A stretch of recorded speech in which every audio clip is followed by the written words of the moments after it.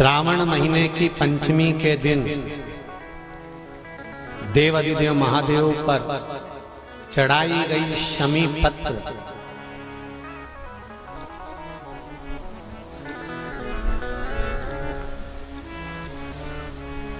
शंकर भगवान पर चढ़ाई गई शमी पत्र आस्तिक मुनि का नाम लेकर, कौन से मुनि? आस्तिक मुनि का नाम लेकर शमी पत्र को वापस उठाकर उसको अपने दरवाजे की चौखट पर कहीं पर भी या द्वार पर कहीं पर भी एक ओर रख देने पर घर के अंदर, बगीचे के अंदर सर्प प्रवेश नहीं करता। ध्यान रखिए, सर्प प्रवेश नहीं करेगा। शमी पत्र समर्पित करने पर उस शमी पत्र को आस्तिक मुनि का स्मरण करने, कौन से मुनि है? आस्तिक मुनि का स्मरण करने पर भीतर घर के अंदर बगीचे में सर्प भी प्रवेश नहीं। उस शमी पत्र में जया, विषहरा, शामली वारी, दौतली और देव, ये पांचों कन्याओं का भाव प्रकट हो जाता है और वो कन्याएं हमारे घर के द्वार की रक्षा करती हैं। तुम्हारे घर की बहन बेटी क्या करती है?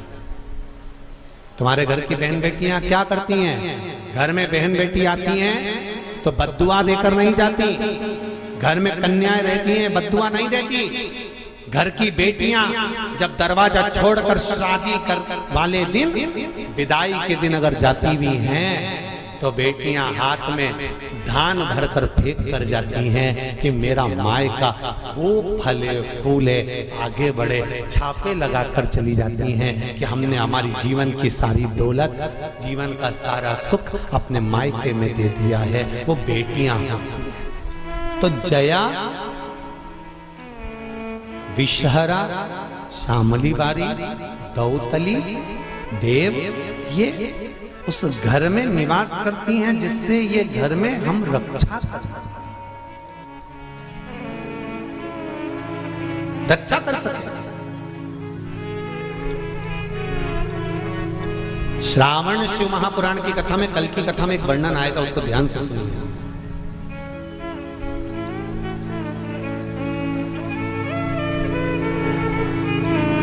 उदर, पेट, सारी बीमारियों का केंद्र बिंदु है। सारी बीमारियों का केंद्र बिंदु हमारा उदर। कहीं इसमें तकलीफ होती है, एसिडिटी बन जाती है, कोई बड़ी बड़ी बीमारियां इसी के माध्यम से, पेट के माध्यम, तो उसके लिए कल की कथा में श्रावण के महीने का बड़ा सुंदर भाव प्रकट होगा कि हमारे उदर से जुड़े हुए प्रॉब्लम, केवल एक तिथि और एक ही दिन शंकर भगवान पर जल चढ़ाकर उस जल का 3 बार आचमन करने पर ही उदर की बीमारी मिट जाती है। संपूर्ण भार पुरुष अपने ऊपर नहीं लेते, आधा भार धर्मपत्नी भी ग्रहण करती है। वो भार कैसे कम होता है, जरा ध्यान देना कथा पर। पति दुकान पर जाकर, नौकरी पर जाकर, व्यापार करने पर जो कमा कर लाता है उसका भार, जो कमा कर लाया उसके माध्यम से, धन से घर का थोड़ा भार कम हो जाता। ये तो हुई कमाई से। अब शिव महापुराण की कथा कहती है कि पत्नी आधे भार को कैसे कम कर देते हैं, तो कहा धर्म पत्नी आधे भार को ऐसे कम कर देती है कि वो घर में रहकर बच्चों का देख रेख कर कर, आए हुए अतिथिगण का सम्मान कर कर, भजन कर कर, कीर्तन कर कर, पुण्य कर कर, सत्कर्म कर कर, मंत्र जाप कर कर, नाम जाप कर कर, जो भगवत स्मरण में डूब कर जितना पुण्य अर्जित करती है धर्मपत्नी, उसमें से आधा पुण्य अपने पति के खाते में देती चली जाती है उस भार को उठाने के लिए।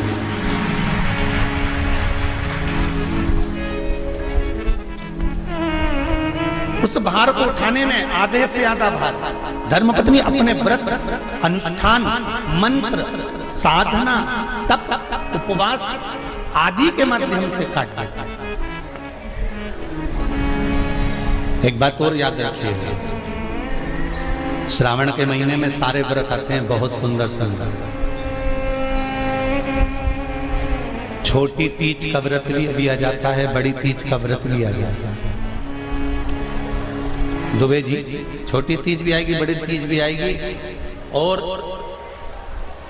अच्छे से अच्छे व्रतों का क्रम रामकिशोर जी बीच बीच में श्रावण, भादो, कुंवार, कार्तिक में आते रहे। ये 4 महीना जो व्रत आते हैं, इन व्रतों की मूलता क्यों कही गई है? ये सारे व्रत चतुर्मास के अंतर्गत ही आते हैं, इन व्रत को बाद में भी आ जाना चाहिए, पर नहीं। मूल जो व्रत हैं, पूजन है, अनुष्ठान है, देवी देवताओं के जो पूजन के भाव बताए, कोई चतुर्मास में बताए। इसका कारण क्या है? क्यों चतुर्मास के व्रत की महत्वता होती है? तो कहा, इस चातुर्मास के अंतर्गत स्त्री, नारी जो व्रत धारण करती है, हाथों में चूड़ा पहनना, पाँव में पायल पहनना, महावुर लगाना, मेहंदी लगाना, ये जितने छोटी तीज, बड़ी तीज और अन्य तीजों आएंगी, त्योहार आएंगे चतुर्मास में, माताएं हरतालिका तीज हुई, छोटी तीज, बड़ी तीज हुई, भादों के कोई व्रत हुए, अनुष्ठान हुए, छठ हुई, पूजन, जो भी माताएं पूजन करेंगी उसके अनुसार वो हाथों में, शरीर पर 16 श्रृंगार धारण करती हैं, बहुत सारे श्रृंगार धारण करती हैं, और श्रृंगार धारण करने के साथ साथ माताएं अखंड सौभाग्य की वस्तुएं भी इन 30 त्योहार पर दान करती हैं।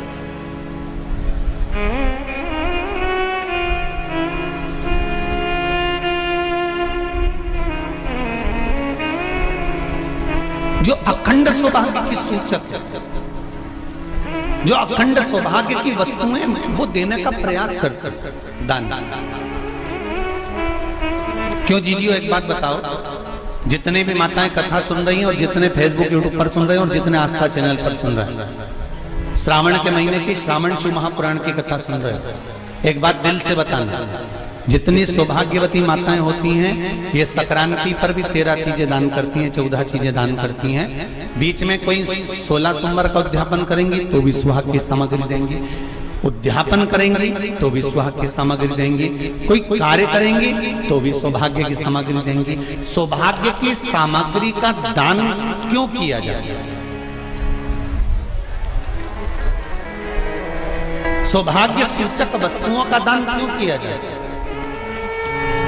सौभाग्य की वस्तुएं क्यों प्रदान करी जाती है, क्यों दी जाती है? उसका कारण क्या है?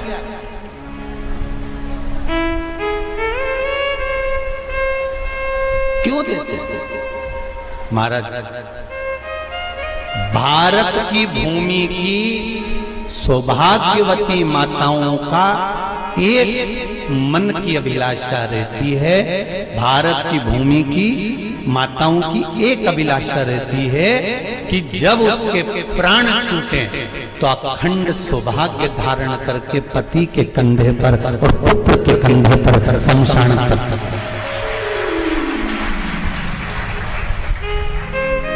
ये भारत की भूमि की माताओं की सोच है, उनके मन का संकल्प, उनके मन का भाव। और विदेश की माताओं का क्या संकल्प होता है? महाराज, भारत का एक संत विदेश गया और भारत के संत जब विदेश गए तो वहां पर एक मां, एक स्त्री पति की कब्र के पास में बैठकर पंखा कर रही थी। भारत के संत को बड़ा दुख हुआ, देखो हमारे यहाँ की माताएं तो पति के साथ सती हो जाती हैं, हमारे भारत की भूमि की माताएं तो पति के साथ सती हो जाती हैं, पर ये तो विदेश की माताएं तो भारत की माता से भी बढ़कर है कि पति मर गया, कब्र के अंदर है, तो भी पंखा कर रही हैं। ये तो इनसे भी बड़ी है, भारत की माता से भी बड़ी, ये विदेश की माता। तो भारत के संत से रहा नहीं गया और भारत के संत ने जाकर पूछ लिया विदेश की माता से, माँ जी एक बात बताओ, हमारे यहाँ पति के साथ पत्नी सती हो जाती है, वो प्रथम गिनती में आती है, पर तुम तो उससे भी बड़ी हो कि पति मर गया उसके बाद भी उसकी कब्र को पंखा कर रही हो। इतने में विदेश की माता ने कहा, मैं पति को पंखा नहीं कर रही हूं, हमारे यहाँ नियम है जब तक पति की कब्र नहीं सूख जाए हम दूसरी शादी नहीं कर सकते, इसलिए पंखे से सुखा रहा।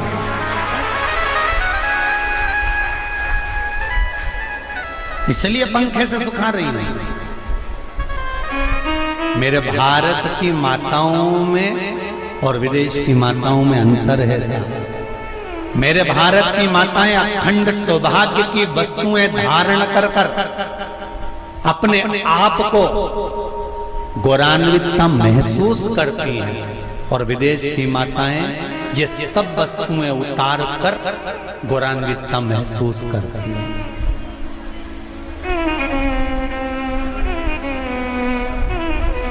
क्यों देते हैं चूड़ी का दान, क्यों देते हैं बिंदी का दान, क्यों देते हैं अखंड सौभाग्य का दान? किस महाराज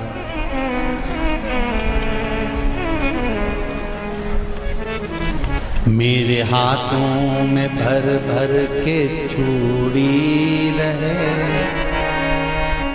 मेरे हाथों में भर भर के चूड़ी और मैया कोई काम नहीं, मेरे मस्तक पे चमकती चूनर रहे, मेरे मस्तक पे चमकती चूनर रहे और मैया कोई काम नहीं, मेरी मांगों में भर भर के सिंदूर रहे, मेरी मांगों में भर भर के सिंदूर रहे और मैया कोई कामना नहीं, मेरे पाँव में बिछुड़ी का जोड़ा रहे, एक बिछुड़ी नहीं कितनी, 2 3 4 5, एक एक पाँव में जोड़े से बिछुड़ी होना चाहिए, केवल एक नहीं, सिंगल नहीं। वो तो आजकल का फैशन हो गया महाराज, जो केवल एक बिछुड़ी धारण कर लो उसी में फैशन दिखे। श्रावण की शिव महापुराण की कथा कहती है जब बेटी को विदा करा जाता है और पहली बार बेटी के पांव में जब बिछुड़ी डाली जाती है तो वो बिछुड़ी भी अलग अलग नहीं होती, उस बिछुड़ी के जोड़ को चेन से एक दूसरे से बंधा हुआ होता। बोला सही है कि गलत है? जितने आस्था चैनल पर कथा सुन रहे हैं, जितने फेसबुक पर सुन रहे हैं, यूट्यूब पर सुन रहे हैं, सुन लेना कि मेरे भारत की माताओं का जब पाणी ग्रहण संस्कार किसी बेटी का होता है, उसके पांव में जब पहली बार बिछुड़ा पिनाया जाता है, बिछुड़ी पिनाई जाती है, तो वो बिछुड़ी भी एक दूसरे से बंधी हुई होती है, चेन से बंधी हुई होती है। उसको अलग अलग वाली बिछुड़ी शादी के मंडप में नहीं पिनाई जाती। क्यों? जैसे ये बिछुड़ी एक दूसरे से पांव में बंधी हुई है, तुम्हारी जिंदगी अंतिम श्वास तक ऐसी ही बंधी की बंधी रहे, यही बनना चाहिए। वो तो अब माताओं ने थोड़ा सा फैशन चेंज कर दिया, अब पांव में ज्यादा बिछुड़ी नहीं पहनती, गड़ती है, चुभती है, एक बिछुड़ी धारण है।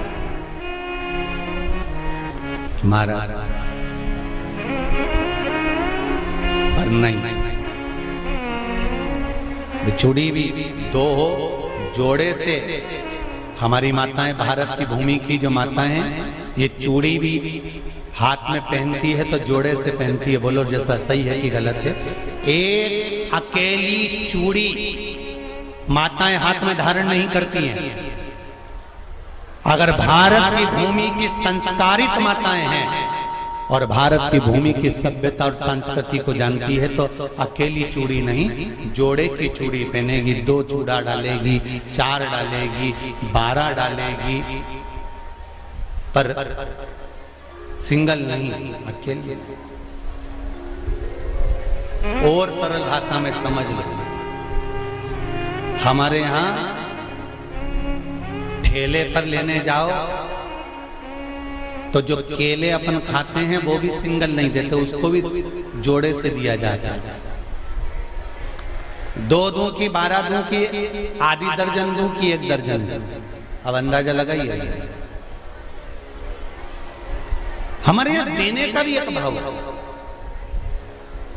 श्रावण के महीने की शिव महापुराण की कथा, जिसका नाम है श्रावण शिव महापुराण की कथा, ये कहती है कि पार्वती जी ने और गंगा जी ने ये चतुर्मास में जितना सौभाग्य का दान दिया है, उनके बराबर दुनिया का कोई व्यक्ति इतना सौभाग्य का दान नहीं दे सकता जो माता गंगा और पार्वती दोनों दान दे रहे हैं।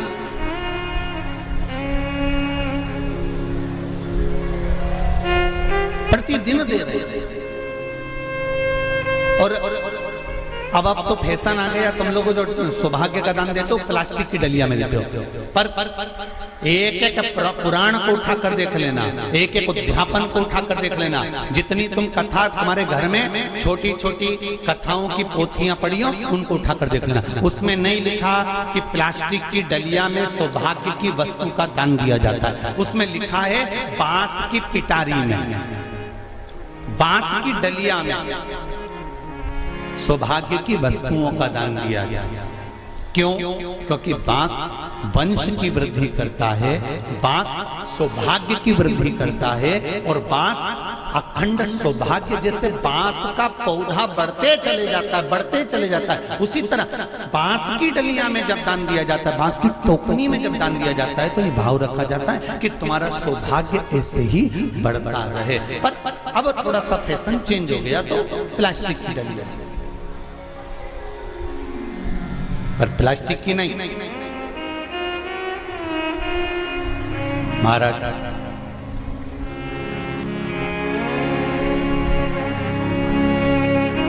शिव तत्व की ओर चल चल शंभु शरणे पड़ी मांगू घड़ी रे घड़ी, दुख काटो दया करी दर्शन तो गंगा मैया और पार्वती मैया चतुर्मास के अंतर्गत जो त्योहार पड़ता है, चतुर्मास के अंतर्गत जो व्रत पड़ते हैं, ये किसी दूसरे के नहीं है। तीज का व्रत माता पार्वती का, छठ का व्रत माता पार्वती का, चतुर्थी का व्रत माता पार्वती का, ये सारे व्रतों की शुरुआत गंगा और पार्वती ने अपने बल से। बोलो हर हर महादेव। ये अपने बल से बनाना, अपने बल से।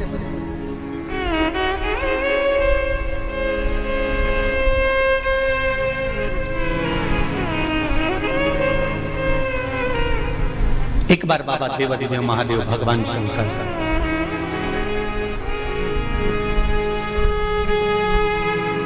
भोलेनाथ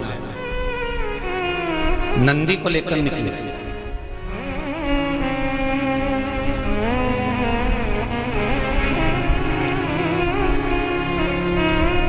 और नंदी को लेकर जब भोलेनाथ जी चले,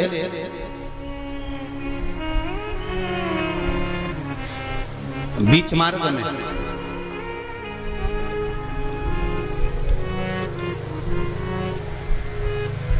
जिस चंचुला देवी का पति बिंदुक के प्राण छूटे थे, और जो चंचुला देवी माता पार्वती की सेवा में लगी हुई थी, वो चंचुला देवी का दर्शन भगवान शंकर को और शंकर भगवान का दर्शन चंचुला देवी को। अब देखिएगा जरा कथा पर विशेष ध्यान रखना। श्रावण महीने की शिव महापुराण की कथा कह रही है कि नारी का अखंड सौभाग्य कैसे रह सकता है।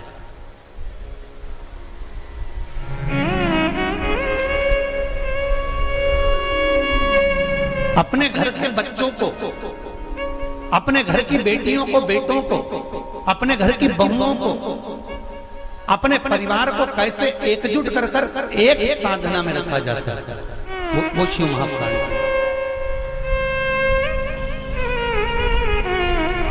महाराज बीच में चंचुला देवी दिखी, नंदी पर बैठे बाबा भोलेनाथ चल चल चल, और आराम से देवाधिदेव महादेव जा रहे थे। नंदी अलमस्त होकर चल रहे थे, हाथ में बाबा के त्रिशूल त्रिपुंड, मस्तक पर भस्म रमाए हुए, जटा जूट बांधे हुए, मस्तक पर सुंदर चंद्रमा है और गंगा की धार बहते बहते देवाधिदेव महादेव चंचुला के सामने आ गए।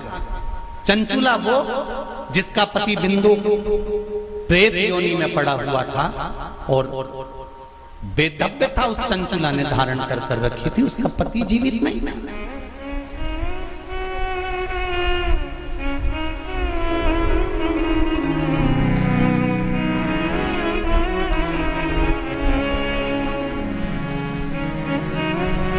हाथ जोड़े चंचुला देवी ने,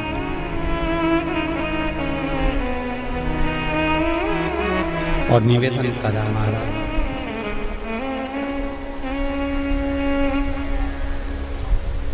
हे भोलेनाथ, हे त्रिकालदर्श, हे शिव, अरे वो काशी रेवण वाले की,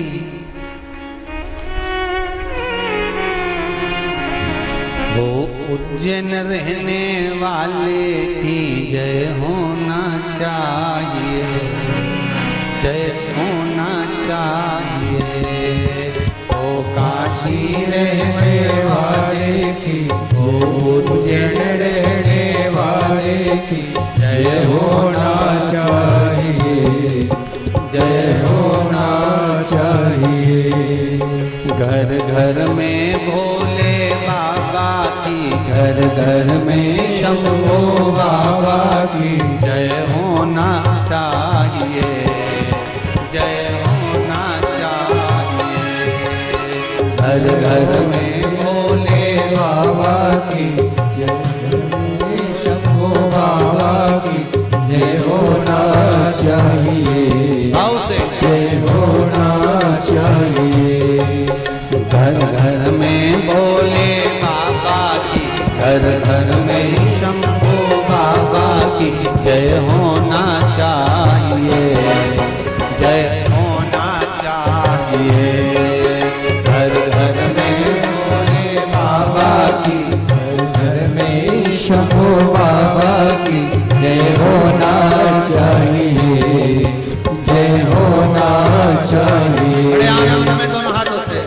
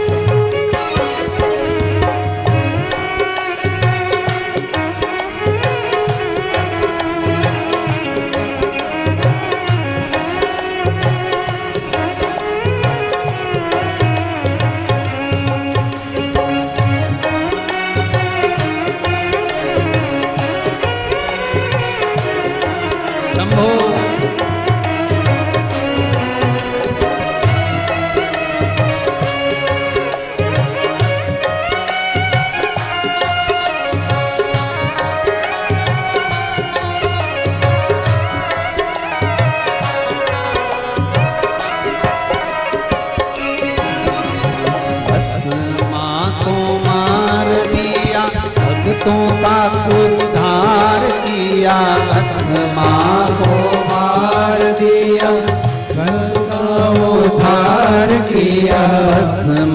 को मार दिया, भक्तों का उद्धार किया। भस्मा को मार दिया, भक्तों का उद्धार किया। वो भस्मा मारण वाले की, वो भस्मा मारण वाले की, वो भस्मा मारण वाले की, वो भस्मा मारण वाले की जय होना चाहिए, जय होना चाहिए। वो भस्मा मारण वाले की जय होना चाहिए, जय होना चाहिए। घर घर में भोले बाबा की, घर घर में शंभू बाबा की जय होना चाहिए, जय होना चाहिए। घर घर में भोले बाबा की, घर घर में शंभू बाबा की जय होना चाहिए, जय होना चाहिए। शंभो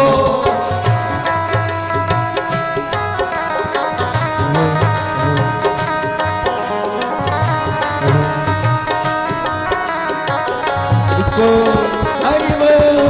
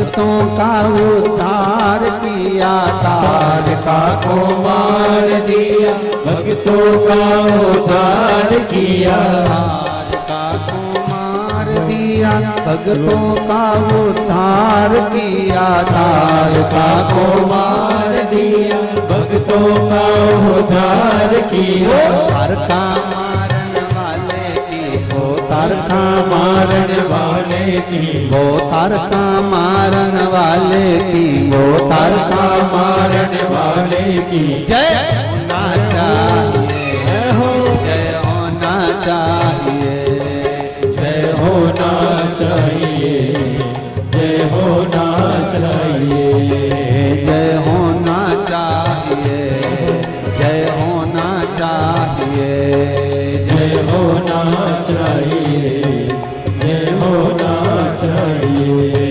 घर घर में भोले बाबा की, घर घर में भोले बाबा की, घर घर में शंभू बाबा की, घर घर में शंभू बाबा की जय होना चाहिए, जय होना चाहिए, जय होना चाहिए, जय होना चाहिए, ओ जय होना चाहिए, जय होना चाहिए, जय होना चाहिए, जय होना चाहिए, जय होना चाहिए, जय होना चाहिए, जय होना चाहिए, जय होना चाहिए। आरती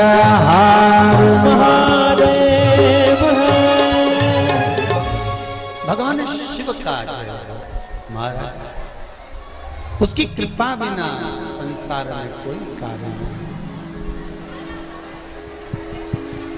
मूल मंत्र का स्मरण करेंगे। बाबा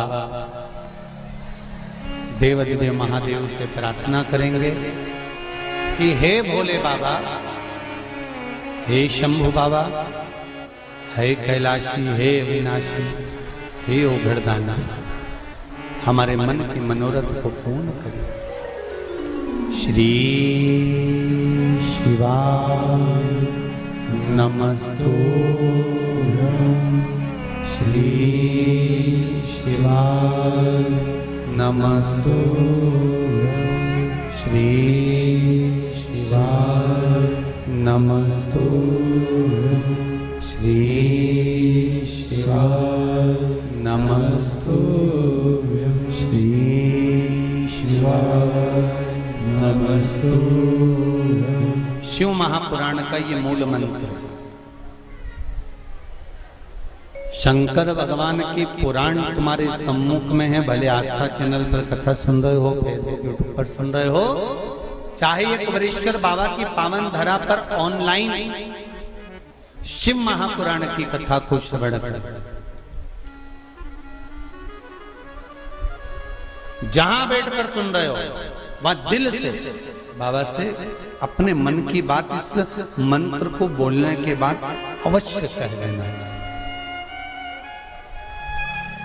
उससे विनती अवश्य करना चाहिए। तेरा ही दिया मैंने खाया पिया है, तेरा शुक्रिया है, तेरा शुक्रिया है। दिल से कहो, हम तेरे भरोसे पर कथा सुन रहे हैं, हम तेरे सहारे सुन रहे हैं और तुझे साधना है। और ये साधता भी वही है, कोई दूसरा नहीं साध सकता। महाराज तलवार के घाव को सुई पर निकाल देता है वो मेरा शंकर ही हो सकता है, इसके सिवाय कोई दूसरा नहीं।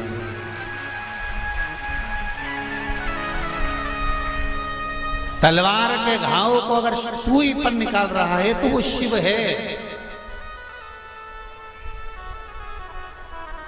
जो हादसा हुआ पूर्णिमा पर, वो अगर दिन में होता तो ये तलवार का घाव जैसा नहीं होता, पर निकाल दिया सुई के घाव पर, सुई पर। ये शिव है, कोई दूसरा नहीं। ये शंकर है, कोई दूसरा नहीं। वो कुबेरेश्वर महादेव है, साधारण नहीं हो सकता। भक्ति अविरल हो,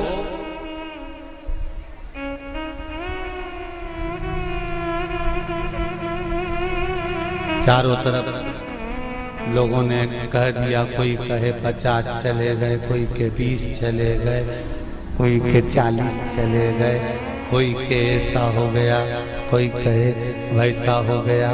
पर प्रकृति के आगे कुछ नहीं। कब कोरोना महामारी आकर चली जाती है, कब हवा तूफान आकर चले जाता है, किसी को नहीं। ये तो शिव है जो सादा चंचुला।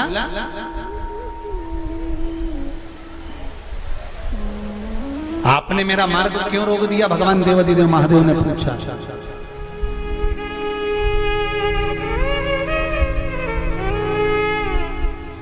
आपने मेरा मार्ग क्यों रोका है? इस मार्ग को रोकने का कारण क्या है?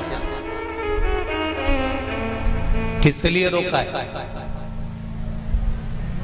चंचुला देवी की आंख में जल भरा हुआ था।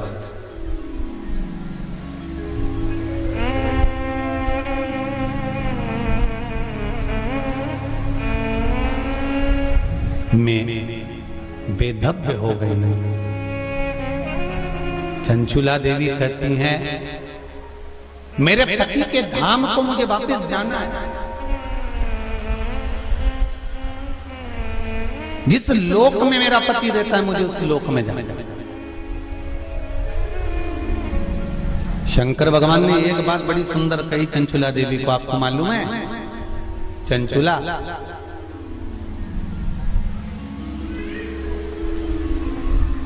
देवता भी बैकुंठ में बैठकर सुखी नहीं है। देवता कहते हैं कि मेरे भोले के पास कैलाश धाम पर मुझे जाना है और मेरे शंकर के पास मुझे रहना है। और तुम कहती हो कि प्राण त्यागने के बाद मुझे पति के धाम को जाना है। चंचुला जी कहती हैं, प्रभु मैंने भी कोई ऐसा पुण्य का कार्य तो नहीं करा कि मैं बैकुंठ जाऊं। तो इससे अच्छा है मेरा पति जो चोरी करता था, छल करता था, बेईमानी करता था, कपट करता था, प्रपंच करता था, और वो जिस जगह पर है, बोले वो नरक में है, कहां है, मैं तो उसके पास में जाना चाहता हूं। शंकर भगवान ने कहा कि चंचुला तुम मृत्यु लोक में आई हो और पृथ्वी पर आने पर तुम्हारा पति प्रेत योनि में पड़ चुका है, तो क्या तुम प्रेत योनि में जाना पसंद करोगे? ध्यान देना रे भाई, अगर कोई भूत बन गया, प्रेत बन गया, तो तुम भी भूत प्रेत बनना पसंद करोगे क्या? अरे बोलो तो जम के, नहीं ना। तुम क्या करना पसंद करोगे कि अगर कोई भूल से भी भूत बन गया है, प्रेत बन गया है, शिव महापुराण की कथा कहती है अगर बिंदु का प्रेत योनि में चला गया है, तो तुम्हारा फर्ज है अगर परिवार का कोई सदस्य अगर प्रेत योनि में पड़ा हुआ है तो उस प्रेत योनि से मुक्त कराकर परमात्मा के चरणों में जाकर रख देना, ये परिवार के सदस्य का कर्तव्य बनता है। इसलिए चंचुला देवी, तुम्हारा पति प्रेत योनि में है, तुम प्रेत योनि में जाने का विचार मत करो। चंचुला देवी, तुम तो एक काम करो कि वो पति प्रेत योनि से छूट जाए, उसके लिए क्या करा जाए वो विचार करा जाए। जैसे श्रीमद् भागवत कथा में आता है, आत्मदेव नाम का ब्राह्मण जिसके घर में संतान नहीं, पुत्र हुआ, धुंधकारी नाम रखा, सखी के घर से लेकर। धुंधकारी के प्राण छूटे, प्रेत योनि में चले गया। गौकर्ण को मालूम पड़ा कि मेरा भाई प्रेत योनि में पहुंच गया है, तो गौकर्ण ने तर्पण आदि क्रिया करना प्रारंभ करी, भजन करना प्रारंभ करा, कीर्तन करना प्रारंभ करा, स्मरण करना प्रारंभ करा, मंत्र जाप करना प्रारंभ करा। और गौकर्ण ने उस मंत्र जाप के बल पर, उस भागवत कथा के बल पर, भगवान के बल पर, भगवत भजन के बल पर अपने भाई को प्रेत योनि से मुक्त करा दिया। एक बात आपको पहले भी कथा में कही है, आज फिर कह रहा है। शिव महापुराण की कथा सुनकर जो जहां से निकल कर जाता है, उस जगह पर जितनी जीवात्माएं कहीं एक्सीडेंट में, कहीं गर्भ में, कहीं कैसे ना कैसे शांत हो जाती हैं, वो जीवात्माओं पर हमारे शरीर की तरंग जब लगती है, जो कथा सुनकर जाता है, उसके शरीर की मात्र जो हवा लगती है, छूकर जाने वाली हवा, उसके द्वारा भी कोई प्रेत योनि में पड़ा हुआ होता है तो उसकी भी मुक्ति हो जाती है। ऐसी शिव महापुराण, उसका भी मोक्ष हो जाता है। इसलिए ऋण मुक्तेश्वर महादेव मंदिर उज्जैनी में लिखा हुआ है कि शिव महापुराण एक पीढ़ी को या 7 पीढ़ी को नहीं तारती। शिव महापुराण की कथा 71 पीढ़ी को तार देती है। वो शंकर की पावन कथा है, ये साधारण नहीं। शिव महापुराण की कथा सुनकर जाते जाते जाते जाते जिस मार्ग में जितने जीव हैं उनका कल्याण।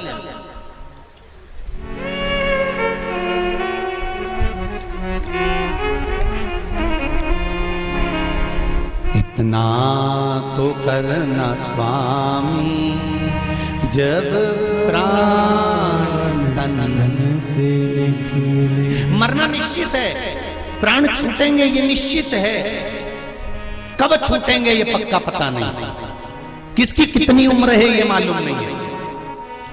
तो एक काम तो कर सकते हैं, भगवान से प्रार्थना तो कर सकते हैं कि बाबा ऐसी कृपा करना, ऐसी दया करना, मेरी ऐसी बुद्धि करना कि तेरा भजन करते हुए, तेरा दर्शन करते हुए, तेरा कीर्तन करते हुए, तेरा मंत्र जाप करते हुए मेरे प्राण छूट जाए। इतना तो करना स्वामी जब प्राण मन से निकले, गोविंद नाम लेकर जब प्राण मन से निकले। भगवान से इतनी प्रार्थना जरूर करना कि तेरे भजन करते करते, तेरा स्मरण करते करते, तेरा मंत्र जाप करते करते, तेरा कीर्तन करते करते, तेरी कथा श्रवण करते करते, दान पुण्य सत्कर्म करते करते, तीर्थ आदि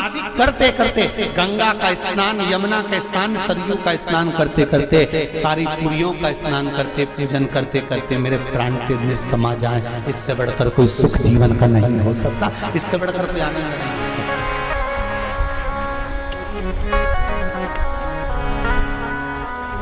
पलंग पे मत पटक जाते भोलेनाथ, कोई शरीर में ऐसा रोग मत दे देना कि बार बार बार बार बार बार शरीर को फाड़ा जा रहा है, काटा जा रहा है, बार बार। ये निकालो, जांच के लिए मुंबई पहुंचाओ, ये निकालो, जांच के लिए दिल्ली पहुंचाओ, ये निकालो, जांच के लिए पूना पहुंचाओ, जांच के लिए चेन्नई पहुंचाओ। ऐसा शरीर मत कर देना कि शरीर को काट काट काट काट और पलंग पर पड़ा हुआ है, सड़ रहा है और जा नहीं रहा।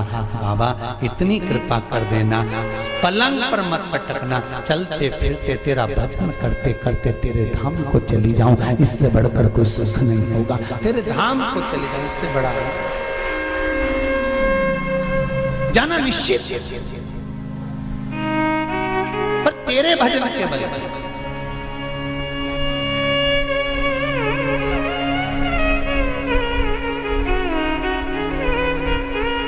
महाराज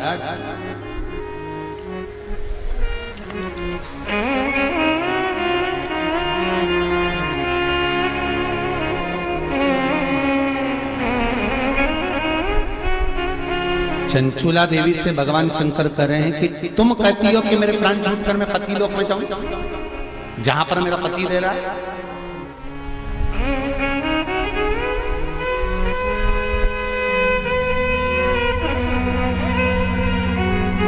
फिर ध्यान दो, इसको और सरल तरीके से समझ लो।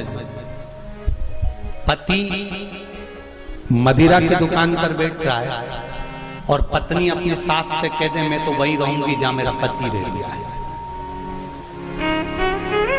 जम के तो बोलो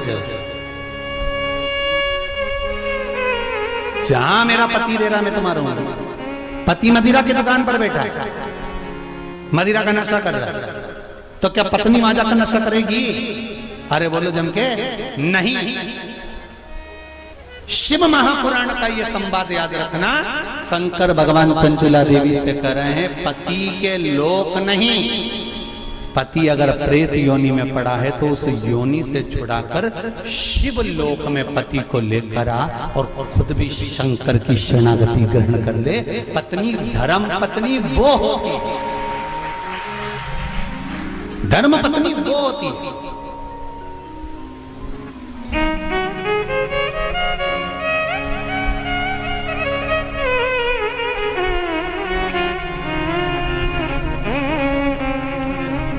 नहीं,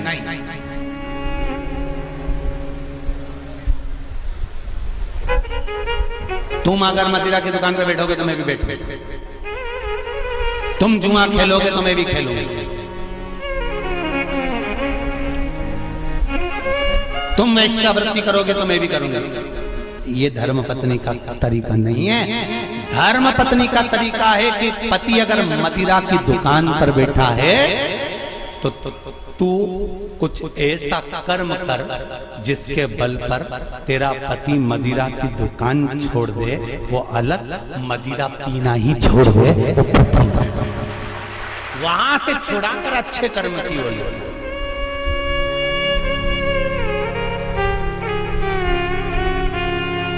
ये दुबे जी भी बैठे हैं कथा में और ये बोरबन जी भी बैठे होंगे महाराज, और ये सत्यता की बात कर रहे हैं हम दुबे जी को भी और रामकिशोर जी।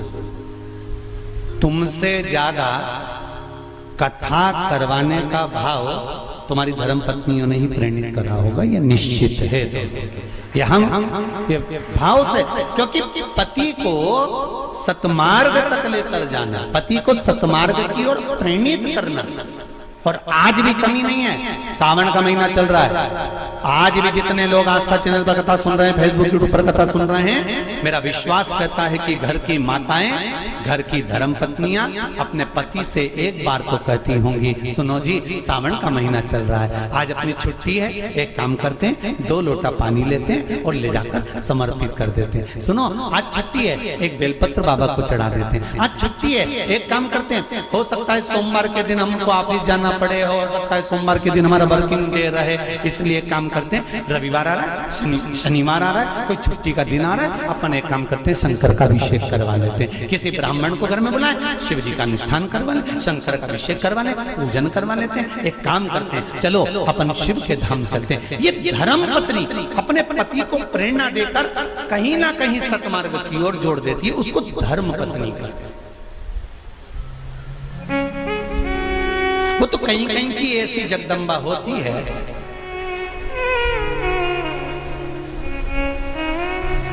पति अगर गलत भी करता है ना तो वो कभी नहीं कहती कि तुमने गलत काम कर कर, क्योंकि वो सोचती नहीं है ना, वो तो अच्छा है।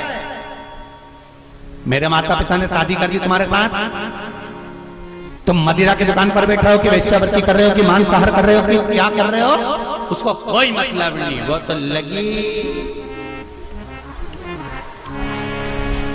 उसे कोई मतलब नहीं कि ये कहां जा रहा है कि क्या कर रहा है, पर जो दिल से चाहता है। धर्म पत्नी अगर पति को हृदय से, उसका नाम ही धर्म पत्नी है, हमने पत्नी नहीं बोला, हम धर्म पत्नी कर, धर्म पत्नी होगी। पति अगर गलत कर रहा होगा तो उसको मार्ग से खींच कर लेकर,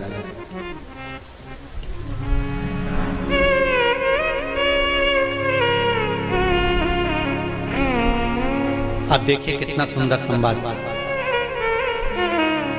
चौसर खेल रहे थे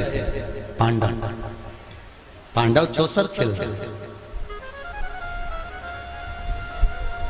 द्रौपदी से पूछा गया, क्यों द्रौपदी तुम्हारे पति जुआ खेल रहे थे और तुमने उसको मार्ग नहीं दिखाया, सतमार्ग नहीं बताया, तुम धर्म पत्नी हो द्रौपदी, सतियों की गिनती में आता है तुम्हारा नाम, और तुम तुम्हारे पतियों को गलत मार्ग से निकाल कर नहीं लाई। द्रौपदी कहने लगी, मुझे तो मालूम ही नहीं था। पहली बात तो ये कि मैं अंदर केश सुलझा रही थी, जब मेरे केश पकड़ कर खींच कर लाया गया और भरी सभा में लाकर खड़ा करा गया, तब मुझे मालूम पड़ा कि मेरे पति चौसर खेल रहे हैं, जुआ खेल रहे हैं, और मैंने हाथ जोड़कर निवेदन करा, तुम ये क्या कर रहे हो, तुम ये क्या कर रहे हो। आज भी नियम है महाराज, कोई मदिरा पान में डूबा है, कोई वेश्यावृत्ति में डूबा है, कोई मांसाहार में डूबा है, कोई गलत काम में जुए आदि में डूबा हुआ है, तुम छुड़ा कर रह गए कि मत जा, मत कर, तुम छुड़ा कर रह गए। तो शिव महापुराण का एक बड़ा सुंदर भाव वर्णन करा गया हमारा, बड़ा सुंदर महाराज। शमी के 5 पत्ते, बेलपत्री के 5 पत्ते, बेर के 5 पत्ते, क्या क्या चीज है जरा जम के बोलो। शमी के 5 पत्ते, बेर के 5 पत्ते और बेलपत्री के 5 पत्ते। महाराज श्रावण महीने की दोनों अष्टमियों में से कोई भी अष्टमी, ये भी जरूरी नहीं है कि सोमवार की ही अष्टमी थी, श्रावण महीने की दोनों अष्टमियों में से कोई भी अष्टमी को बेर के पत्ते पर लाल चंदन, बेलपत्री के पत्ते पर पीला चंदन शमी के पत्र पर केवल कोई चंदन लगाने की जरूरत नहीं, सादा केवल एकदम कुछ भी उसमें लगाकर नहीं, सिंपल। पहले लाल चंदन वाले पत्ते, फिर बेलपत्री के पत्ते, फिर शमी के पत्ते शिवलिंग के ऊपर समर्पित कर कर उसको उठाकर वापस लाकर बेलपत्री के पेड़ के नीचे ही 1 लोटा जल समर्पित कर कर पहले पत्ते चढ़ा देंगे, फिर लोटा भर जल समर्पित कर देंगे। उसी चढ़े हुए पत्तों में से 5 बेलपत्र को लेकर अपने घर आ जावे और अवधूतेश्वर महादेव, कौन से महादेव? अवधूतेश्वर महादेव। ये अवधूतेश्वर महादेव कौन से हैं? आपको कथा में कई बार वर्णन करा गया है। शंकर भगवान को क्रोध आया, ब्रह्मा जी ने क्रोध को लिया, समुद्र में डाला। उस रूप को क्रोध का एक रूप था, क्योंकि जो मदिरा पान करने वाले होते हैं, व्यसन करने वाले होते हैं, गलत काम करने वाले होते हैं, इनको सुधार करे जा। जितना तुम समझाओगे ये उतना आग बबूला होंगे। तुम बच्चों से कहोगे गलत लड़के के साथ रह रहा मत रहे, तो और ज्यादा क्रोध करेगा, और चिड़चिड़ करेगा, और अपशब्द कहेगा। तो ये क्रोध को संयमित कर देगा। अवधूतेश्वर महादेव, अवधूतेश्वर महादेव का स्मरण कर 5 पत्तों को लेकर आइए। कुछ समय बाद जैसा जैसा समय की अनुकूलता मिले, आप किसी मदिरा का पान करने वाले या किसी व्यक्ति को वो पत्ते दोगे या प्रसाद के रूप में दो तो अच्छी बात है, नहीं तो उस पत्ते का थोड़ा थोड़ा भाग भी प्रतिदिन मात्र 21 दिन तक अगर थोड़ा थोड़ा भाग भी दे दिया जाए तो धीरे धीरे धीरे धीरे मदिरा पान, व्यसन, गलत आदतें छूटना प्रारंभ हो जाती है और वो शंकर की शरणागति ग्रहण करता है। महाराज शिव अर्चना, ये तो अभी अभी लोगों की थोड़ी सी सोच गलत हो गई।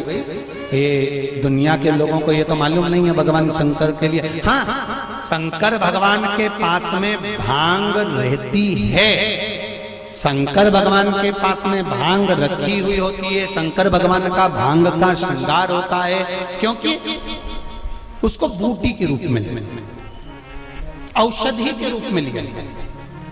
पर कोई कहे कि शंकर भगवान भांग का नशा करते हैं, तो ये संसार के लोगों को समझा देना कि शिव भांग का नशा,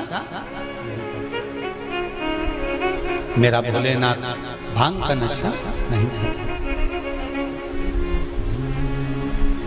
शिव नशा नहीं।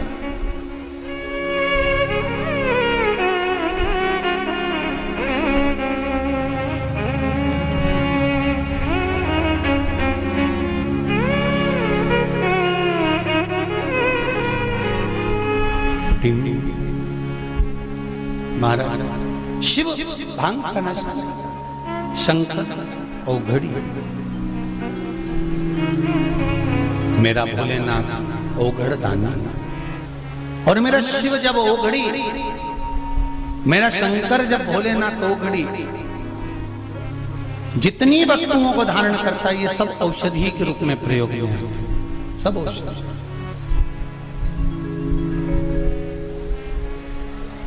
महाराज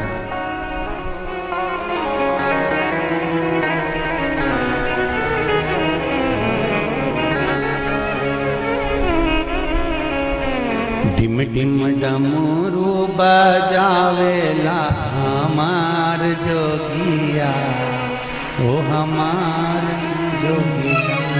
डिम डिम डमरू बजावेला हमार जोगिया, हमार जोगिया। डिम डिम डमरू बजावेला हमार जोगिया, ओ हमार जोगिया। डिम डिम डमरू बजावेला हमार जोगिया, हमार जोगिया।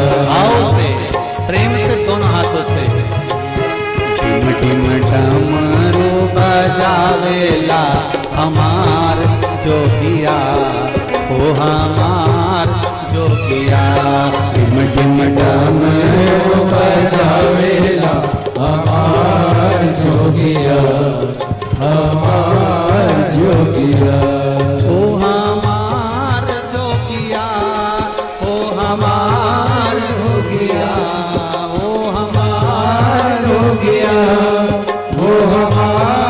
जोगिया ढिम ढिम डमरू बजावेला हमार जोगिया ओ हमार जोगिया ढिम ढिम डमरू बजावेला हमार जोगिया हमार जोगिया जय हो।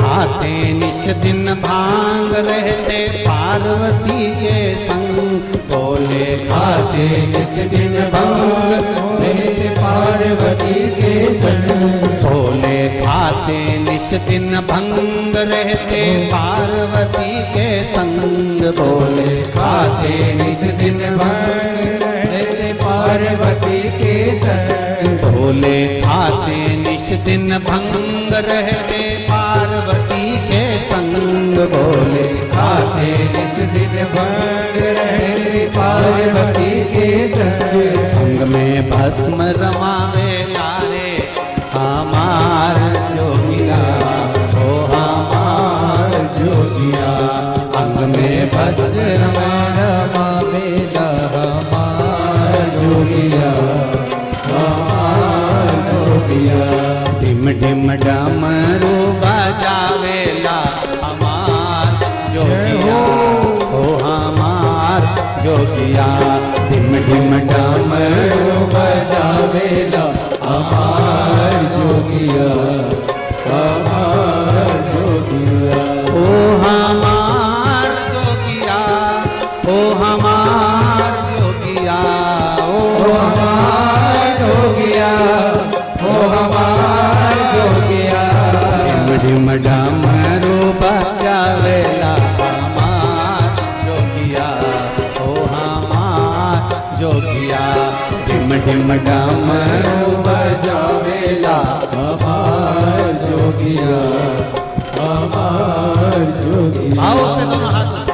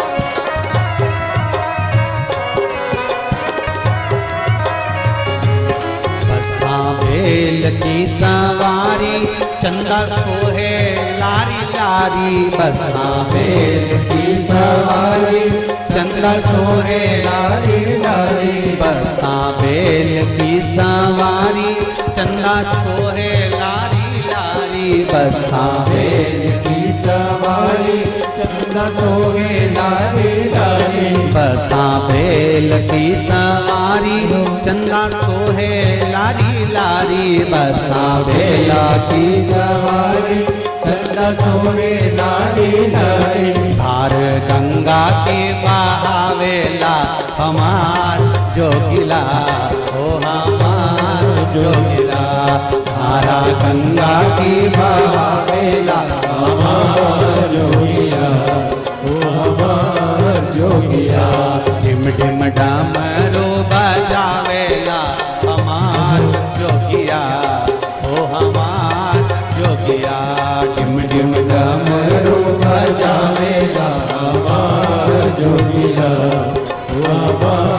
जोगिया हो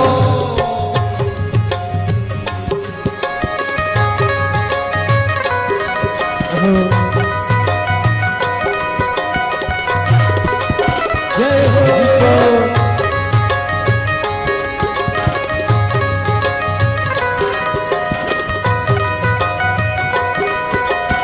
शंभो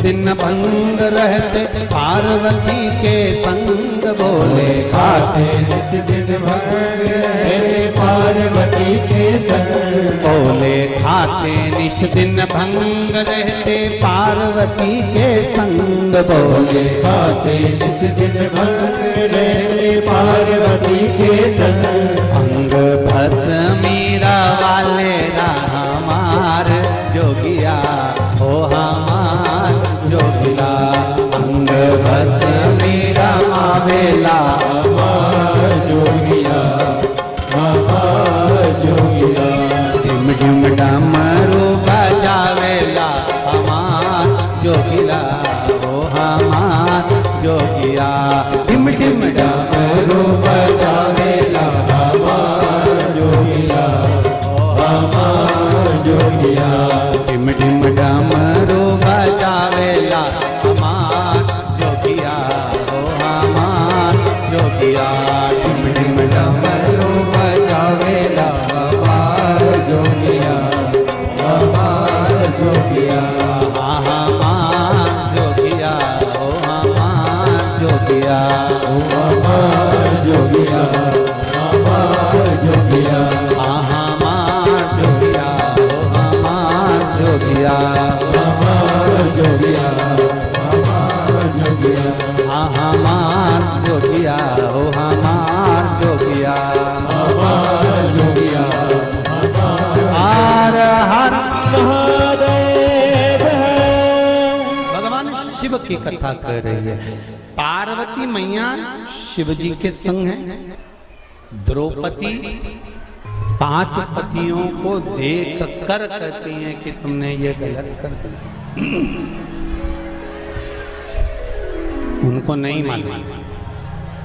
और महाराज श्री शिवाय नमस्तुभ्यं श्री शिवाय नमस्तुभ्यं श्री शिवाय नमस्तुभ्यं श्री शिवाय नमस्तुभ्यं हर हर महादेव। शिव कथा कर रहे हैं महाराज। भगवान शंकर का अनुमोदन कर रहा है, स्मरण कर रहा है। कथा कहती है यदि गलत मार्ग पर पति गया है तो उसको सत मार्ग पर लेकर आए।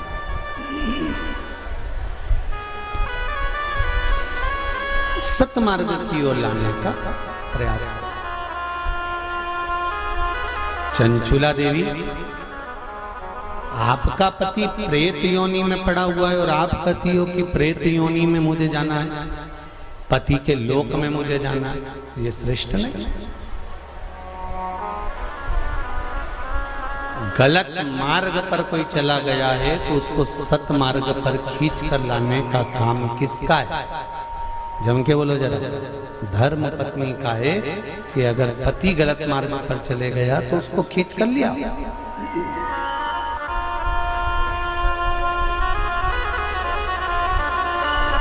यदि पति गलत काम कर रहा है और पत्नी सोचे कि अब तो मैं भी गलत काम करूंगी, तो इसमें श्रेष्ठता नहीं, उसमें श्रेष्ठता नहीं होना चाहिए।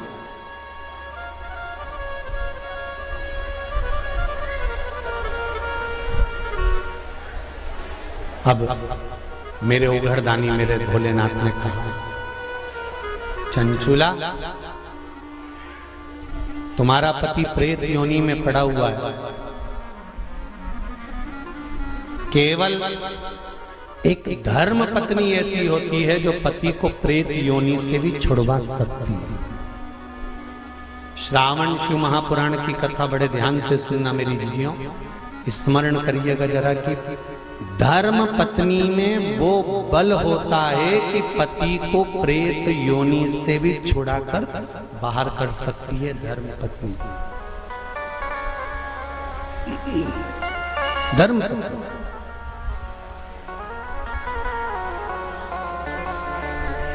अब चंचुला देवी ने पूछा, मैं क्या करूं?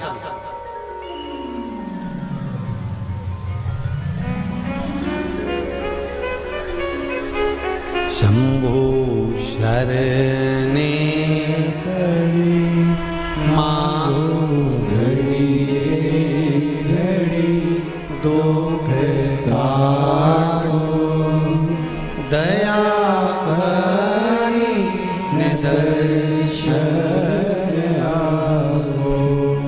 चंचुला देवी पूछ रही है कि मुझे करना क्या है। पति को प्रेत योनि से कैसे मुक्त किया जा सकता है? ध्यान से सुनना रे भाई। कई लोग कहते हैं कि श्राद्ध पक्ष आ गया, ये कर लेना चाहिए तो प्रेत योनि से मुक्ति हो जाएगी।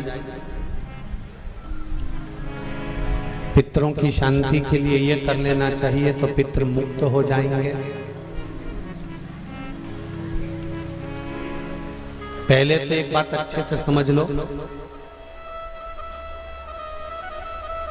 पितृ मुक्त नहीं होते, उनकी शांति होती है। क्या होती है? जम के बोलो जरा। उनकी शांति होती है।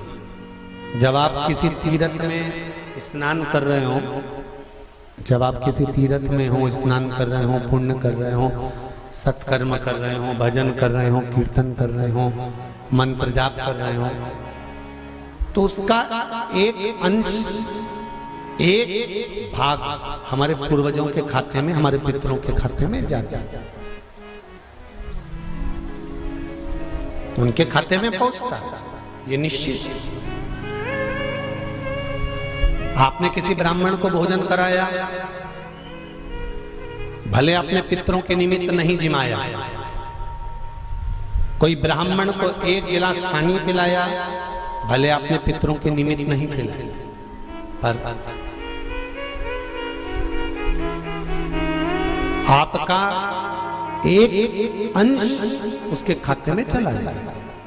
उससे क्या होगा? पितरों की शांति। और समझ लो, गया जी में पिंडदान कर देने से क्या पितृ मुक्त हो जाते हैं?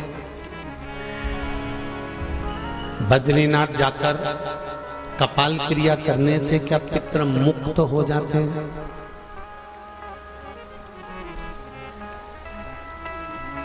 भाई,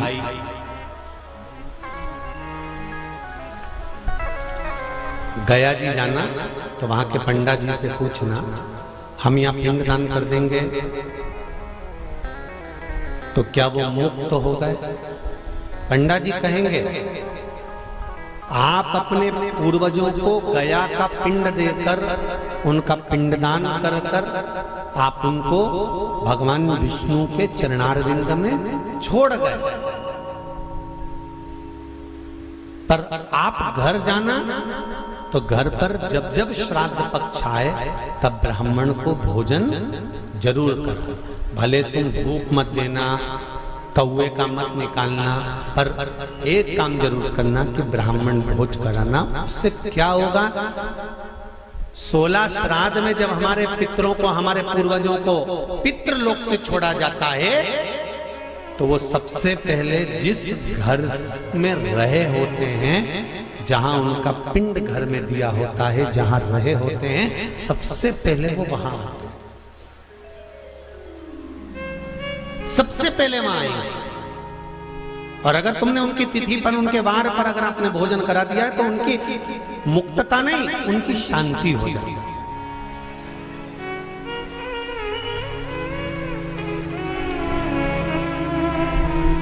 पितरों की मुक्ति कैसे है, उनकी मुक्तता कैसे है, प्रेत योनि की मुक्तता कैसे है?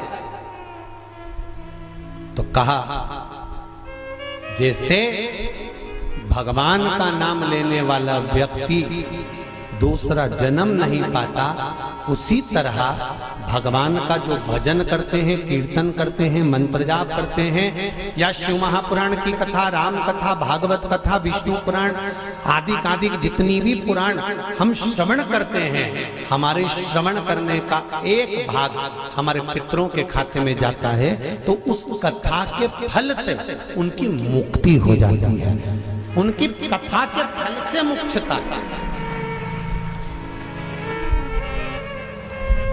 प्रेत योनि से मुक्त हो गया धुंधकारी, बिंदुक प्रेत योनि से मुक्त हो गया। काय से हुआ? शंकर का स्मरण, शिव महापुराण की कथा का रस तत्व ग्रहण करना, राम कथा, भागवत कथा का मात्र स्मरण करना, उससे मुक्त।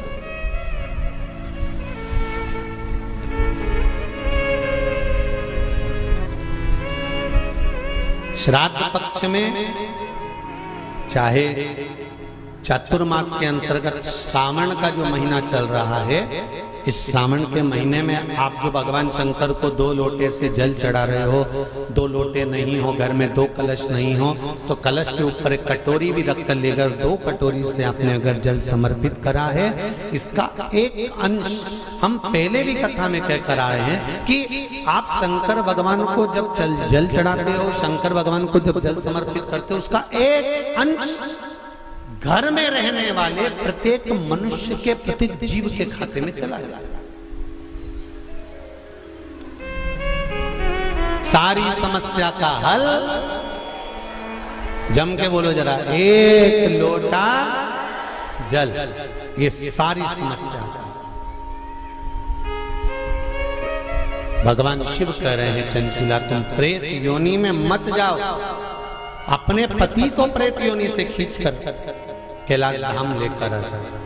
इसको धर्म पत्नी कहते हैं, जो पति से कह दे कि तुम गलत काम कर रहे हो, ठीक है वो अपनी जगह पर धर्म पत्नी का फर्ज है कि वो गलत काम करने वाले पति को भी धर्म का पथ निश्चित करे, धर्म का। तेरा ही दिया मैंने खाया पिया है, तेरा शुक्रिया है, तेरा शुक्रिया है। चंचुला देवी ने पूछा कि मेरे पति को प्रेत योनि से छुड़ाकर आपके चरणों में लाने का तरीका क्या है? उसका तरीका है क्या? तो कहा उसका केवल एक तरीका है। भगवान शंकर कहते हैं, एकाग्र चित्त होकर कोई अगर मेरा गुणगान करे, शिव कह रहे हैं चंचुला देवी, शंकर का मात्र गुणगान करने वाला, शिव महापुराण की कथा को मात्र श्रवण करने पर तेरे पति प्रेत योनि से छूट जाएगा। चंचुला देवी ठहाका लगाई, हंसी, मुस्कुराई।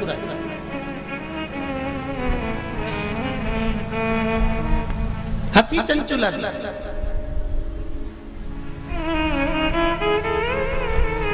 अब देखिए, कोई व्यक्ति समझा रहा है, आपकी सास बहू को समझा रही है और बहू सिर पर पल्लू लेके न ठाका लगाकर खूब जोर जोर से हंसे, तो ईमानदारी से बोलो सास को गुस्सा नहीं आएगा? कैसी पगली है, अकल क्या सब बेच खाई इसने। मैं समझा रही हूं और ये ठिठोली बना रही है। मैं इसको समझा रही हूं और ये मेरे ऊपर हंस रही है। सास बहू को समझाए और बहू खूब ठाका लगा लगा कर हंसे तो सास को बुरा लगता है। शंकर भगवान के सामने चंचुला देवी हंसी, पर मेरे शिव जी को बुरा नहीं लगा। क्यों? शंकर भगवान कहते हैं कि ये मनुष्य का शरीर जो मिला है ना, 60 साल, 50 साल, 70 साल, 80 साल, 90 साल, 40 साल, आजकल उम्र की कोई सीमा है क्या? 100 वाले, 90 वाले तो बहुत कम मिलेंगे साहब। जितने भी मिलेंगे आप कहीं पर भी सूचना पाओगे 65 का था, 70 का था, 72 का था, 80 की तो बॉर्डर कबड्डी जैसे छू के आते हैं कहीं कहीं के। 80, 85 और 90 की बॉर्डर तो कबड्डी जैसे छू के आते हैं। कहीं कहीं के होते हैं जो तू करते करते वहां तक पहुंचते हैं और 80-90 की उम्र को छू के फिर आते। नहीं तो आज का जमाना तो 70 हो जाए, 80, 70, 75, 70, 75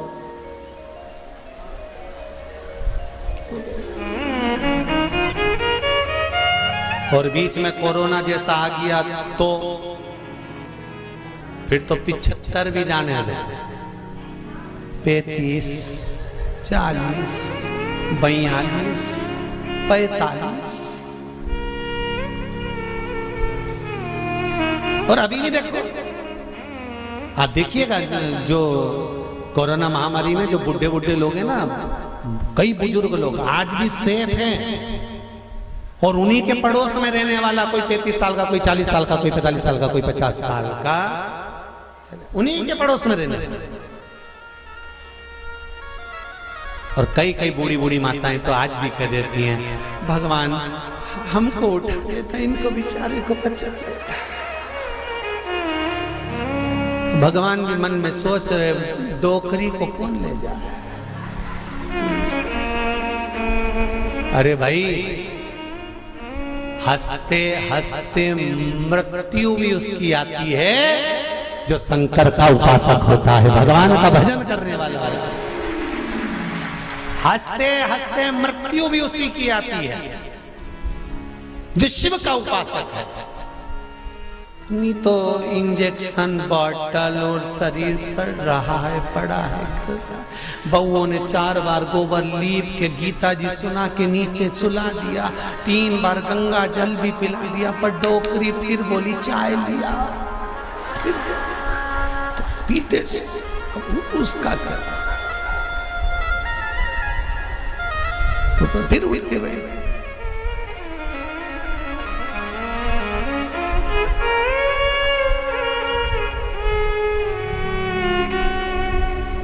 अरे भाई, तुमको अगर बगीचे का सबसे सुंदर फूल पसंद है, तुम एक से बढ़कर एक बगीचे में गए पर फूल वही तोड़ते हो जो तुम्हें पसंद आता है।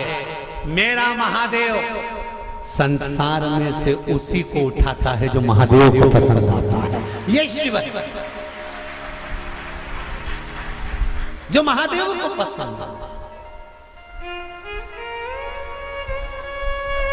नहीं उठाएगा जब तक तुम चाहे गीता जी सुना दो, चाहे गंगा जल पिला दो, चाहे किसी महाराज से पूछ कर कितना भी दान करा दो। हमने गाय दान कर दी, पंडित जी को बुला के गाय भी दिलवा दी, एकादशी भी छोड़ दी, पर ये नहीं छूटी।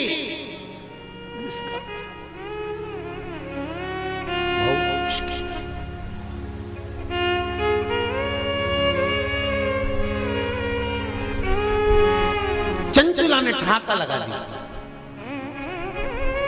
नंदी पर मेरे भोलेनाथ है, मेरे शंकर नंदी पर विराजमान। और जो चंचुला देवी हंसी ना, शंकर जी प्रसन्न हो गए। सास समझाए बहू को और बहू हंसते जम के, तो सास को बुरा लग जाता है। मेरे महादेव को मुस्कुराने वाले पसंद हैं, वो कभी बुरा नहीं मानता कि कौन हंसा है। उसको मुस्कुर, इसलिए आपको कथा में कहा, आपके पास में अगर एक लोटा जल नहीं है, बेलपत्र नहीं है, आपके पास में चावल का दाना नहीं है, फूल नहीं है, तो क्या कहा था? शंकर जी के मंदिर में जाना और उसको देखकर एक स्माइल कर कर मुस्कुरा कर भी आ जाना। शंकर जी भी समझेंगे इतना दुख इसकी जिंदगी में है, तो वो भी मुस्कुरा रही है, तो पार्वती जी भी कह देगी चिढ़ा रही है। काय का मुस्कुरा रही है? वो चिढ़ा के कह रही है कि दुख तुमने दिया है तो मिटाओगे भी तुम, इसलिए मैं मुस्कुरा रही हूं कि मेरे दुख को मिटा देना। जैसी प्रसन्न होकर मैं आई हूं तुम्हारे मंदिर में, ऐसी प्रसन्न कर कर भेजना, ऐसी प्रसन्न।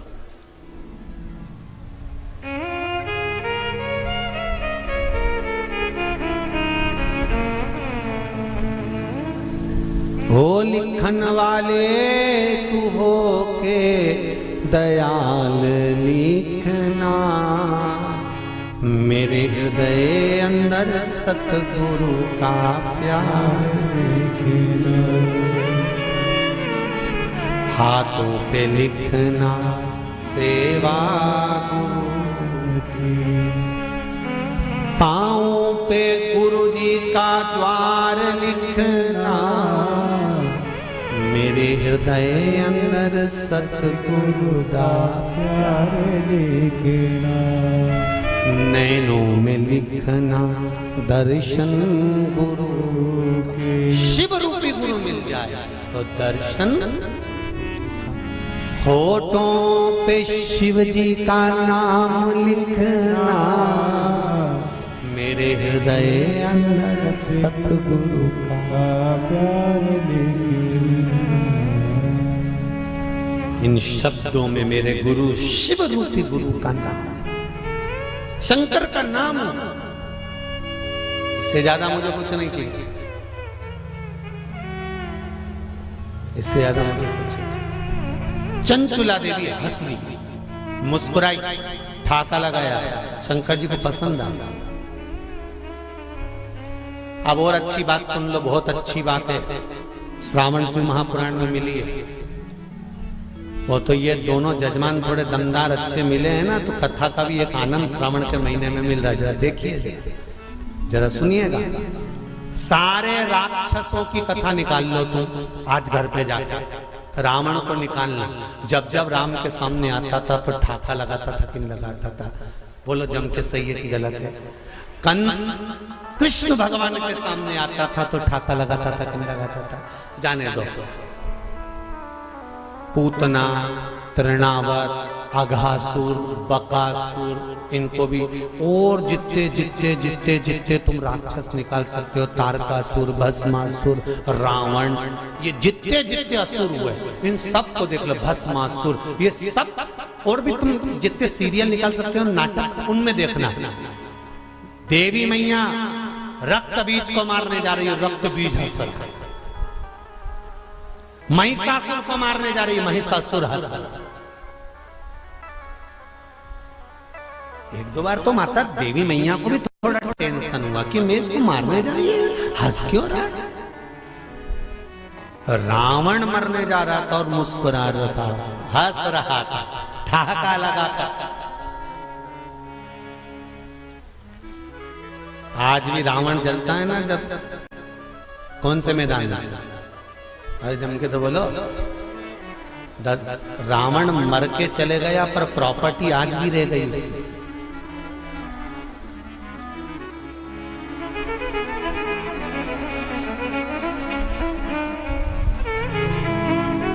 रावण चला गया था पर पूरे भारत में प्रॉपर्टी आज भी रावण के नाम से है। तुम्हारे जिस नगर से तुम आए हो वहां पे आज भी मैदान का नाम, जरा जम के बोलो, दशहरा मैदान।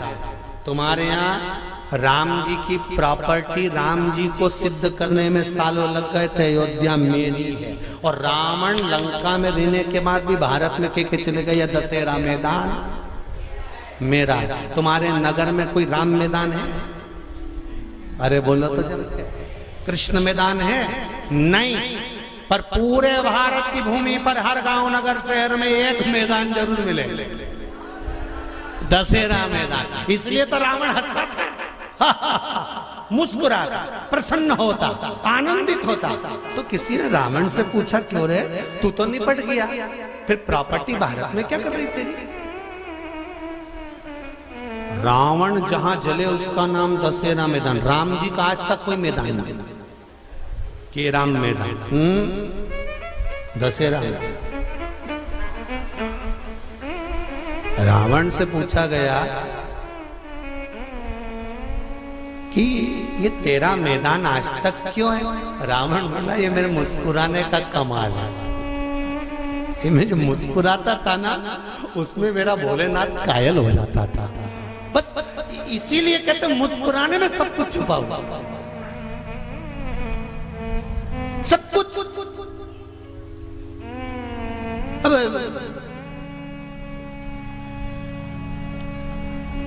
पहले हमारी आदत थी, हम सीहोर में अगर कोई शांत भी हो जाता था तो उनके यहाँ जाते थे, तो उनकी बहुएं रोती थी ना, तो वो हमको देख के चुप हो जाती थी। उनको मालूम है अगली कथा में बोल देगा।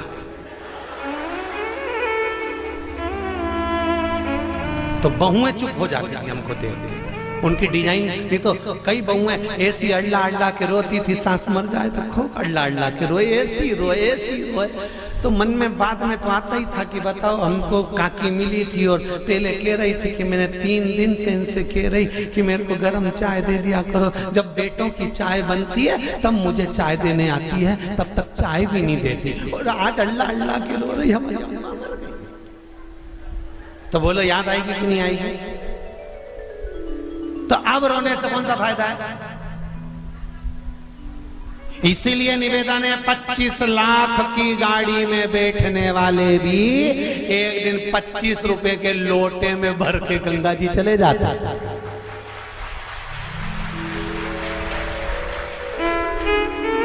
अकड़ में तो रहना नहीं। 25 लाख की गाड़ी में बैठकर घूमने वाले भी 25 रुपए के लोटे में भरा जाएंगे, इसकी कोई गारंटी नहीं है जीवन की। इसलिए चंचुला देवी ठहाका लगाकर हंसी, शंकर को पसंद आया, मेरे भोलेनाथ को प्रसन्नता।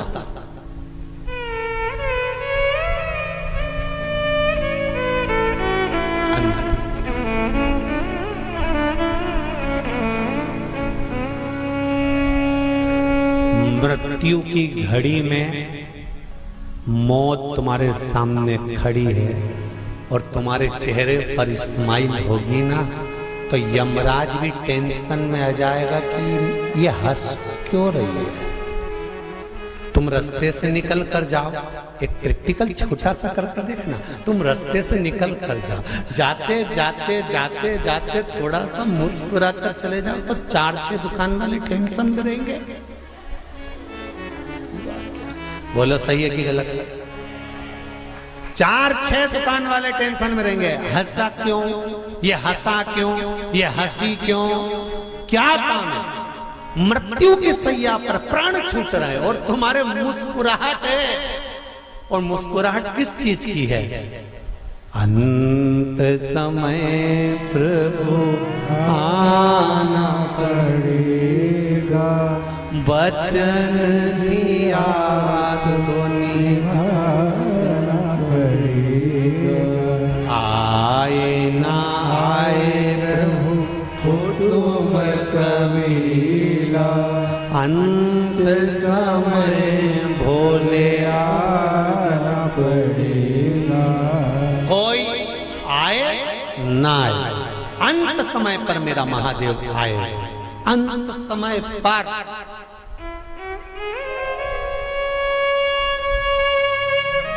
मृत्यु की घड़ी पर अगर आप मुस्कुरा भी रहे हो ना आखिरी में, तो यमराज को चिंता लग जाएगी।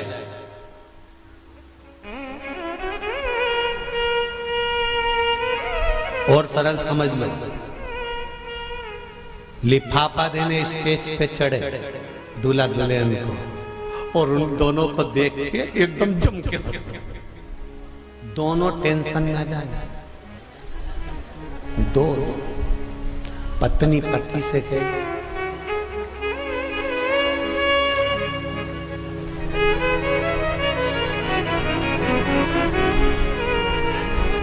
फिर पति भी कहेगा,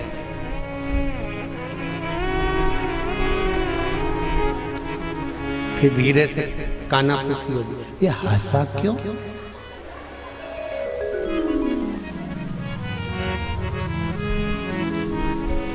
और फिर वो दूसरी बार आए और फिर जम के हंसा। तो पूछोगे कि नहीं पूछोगे? इधर आ रहे हो बेरू, इधर इधर ये बता कि तू स्टेज पे आता है और बहुत तेज हंस के जाता है, बात और टेंशन दोनों को है, बात रसगुल्ला खाते खाते भी पत्नी उस टेंशन में पड़ी रहेगी और पति से पूछेगी तुम्हारा दोस्त इतनी तेज क्यों हंसा था, सही बताना। पति पत्नी को गुलाब जामुन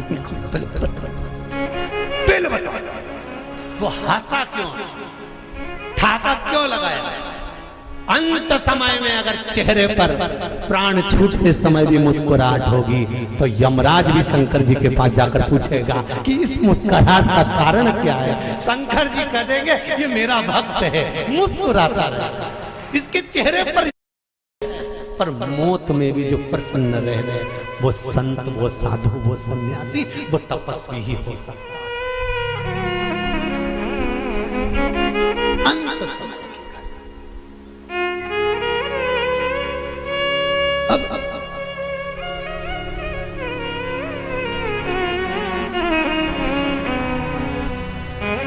शिव जी को टेंशन नहीं हुआ, शंकर भगवान को बड़े प्रसन्न हुए। शिव जी ने कहा सोचा मन में इतना अच्छी बात है, आज चंचुला मुस्कुराई है, ठाका लगाकर हंसी है। चंचुला से पूछा तो क्यों हंसी है, तेरे हंसने का कारण क्या है, मुस्कुराने का कारण क्या है?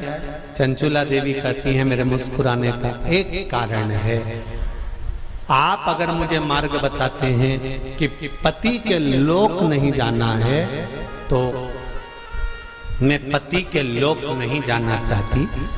ये बताओ कि मेरे पति को इस कैलाश पर आपके चरणों में कैसे लाया जा सकता है? शंकर भगवान ने कहा मेरे पास लाने का सबसे सुंदर तरीका है भगवान की भक्ति में डूब जा, अर्थात जो तेरे हृदय में बैठा है, राम तुम्हारे हृदय में है तो राम की भक्ति करो, कृष्ण हृदय में बैठा है तो कृष्ण की भक्ति करो, माँ अंबिका तुम्हारे हृदय में बैठी है माता की भक्ति करो, और शंकर अगर तुम्हारे हृदय में बैठा है तो शिव की भक्ति करो। चंचुला देवी कहने लगी मैं कहाँ किसको ढूंढने जाऊंगी, वैकुंठ में भगवान विष्णु है, ब्रह्मलोक में ब्रह्मा है, इंद्रलोक में इंद्र है, पर पृथ्वी पर मृत्यु लोक में तो मेरा देवाधिदेव महादेव है, तो इसी से मेरा पाला है, तो इसी का नाम क्यों नहीं जपना?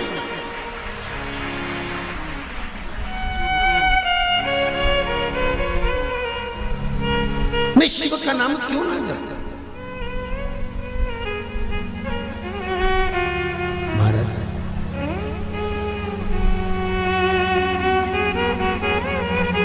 मेरे भोले तेरा सहारा है, मेरी नैया का तू किनारा है।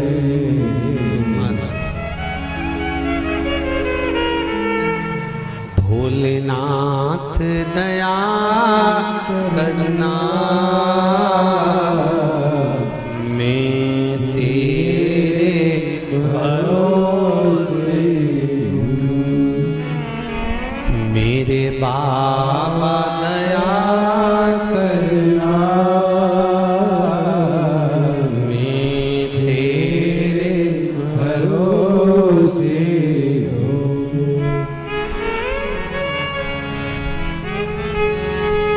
भरोसे हैं भाई। कोई किसी का साथ नहीं देता, साथ देने वाला केवल एक होता है, वो देव अधिदेव महादेव होता है। कोई साथ नहीं देगा। तन में उठेगी ज्वाला, कोई पास न आने वाला। जब तन में उठेगी ज्वाला, कोई पास न आने वाला। भक्तों की सुन के पुकार, भोले नंदी ले मेरे दीन बंधु भगवान रे, नंदी पर चढ़ कर आजा। जब आए मरण का मौका, कहीं हो ना जाए धोखा। जब आए मरण का मौका, कहीं हो ना जाए धोखा। मेरे प्राण छूटे भोलेनाथ, तुम नंदी ले आजा। मेरे प्राण छूटे भोलेनाथ, तो तुम नंदी लेकर आजा। मेरे दीन बंधु भगवान रे, नंदी पर चढ़ कर आजा। जब आए मरण का मौका, कहीं हो ना जाए धोखा। जब आए मरण का मौका, कहीं हो ना जाए धोखा। मेरी सैया छूटे भोलेनाथ, तो तुम नैया ले कर आजा। मेरी सैया छूटे भोलेनाथ, तो तुम नैया ले कर आजा। मेरे दीन बंधु भगवान रे, नंदी पर चढ़ कर आजा। अंत समय कौन आने में, कौन पालेगा संबंध।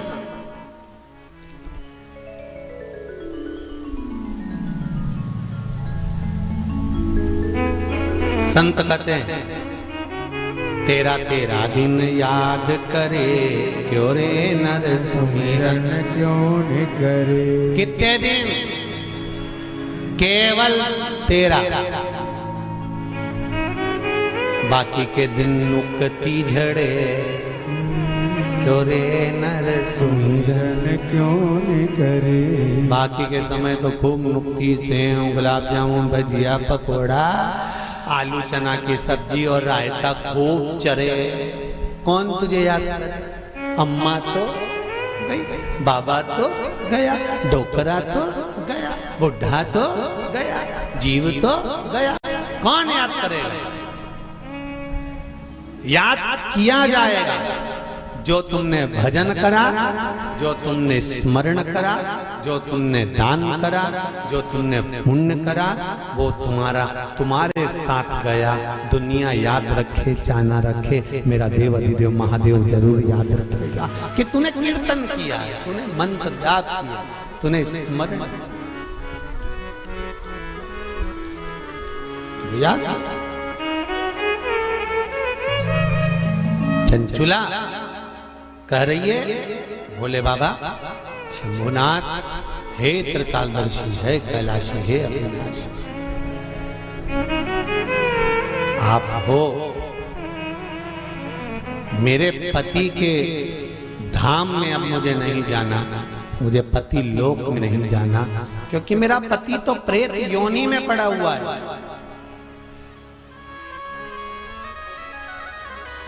उस योनि से मुझे मुक्त करा कर लाना।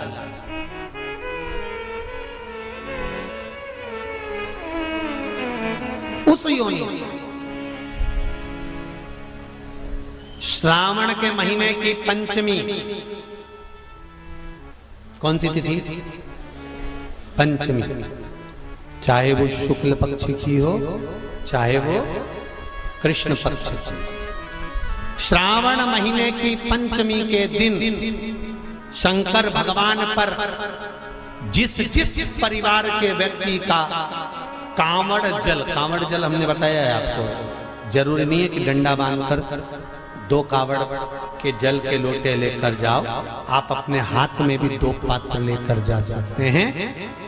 पंचमी तिथि के दिन हाथ में 2 लोटे जल के, 2 कलश जल के जब हम शंकर भगवान को चढ़ाते हैं तो ऊपर जो कमंडल होता है शिव जी के ऊपर जलधारी होती है, जिसमें जया, विषहरा, शामली बारी, दौतली और देव, शंकर भगवान की 5 बेटियां जिसमें विराजमान होती हैं।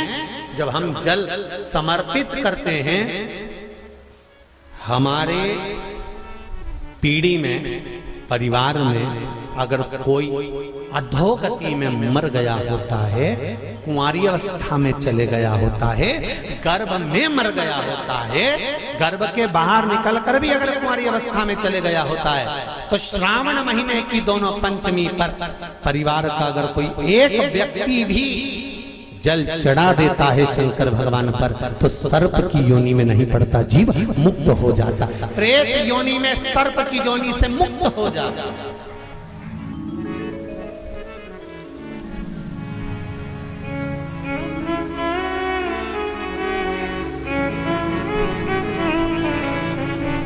महाराज, हमारे यहाँ सांपों की पूजन कौन से दिन होती है, कौन सी तिथि में करते हैं? जम के बोलो जरा। नाग पंचमी। नाग पंचमी का मतलब क्या है? सांपों की पूजन करो। नाग पंचमी का मतलब होता है शंकर जी के मंदिर में जाकर 1 लोटा जल समर्पित कर दो। उसका कारण क्या है कि हमारे परिवार में, हमारे कुटुंब में कोई कुटुंब में, परिवार में कोई 7 पीढ़ी के अंतर्गत भी अगर कोई जीव तड़प रहा होता है, पड़ा हुआ होता है, उसकी मुक्ति नहीं होती है, तो पंचमी का चढ़ा हुआ जल उस जीव को प्राप्त हो जाता है और वो जीव तर जाता है, उसका फिर जन्म नहीं होता, वो तर, इसको मुक्तता का,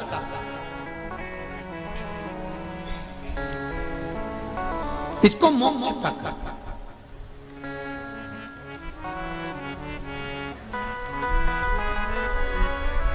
ये मुक्ति, ये मोक्ष, इसी को कहेंगे कि ये मुक्तता है। महाराज,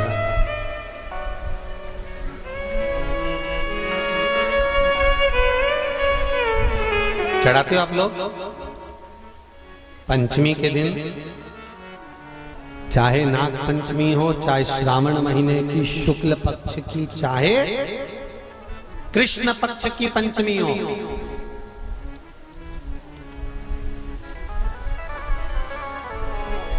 शिव जी पर जल चढ़ाया गया।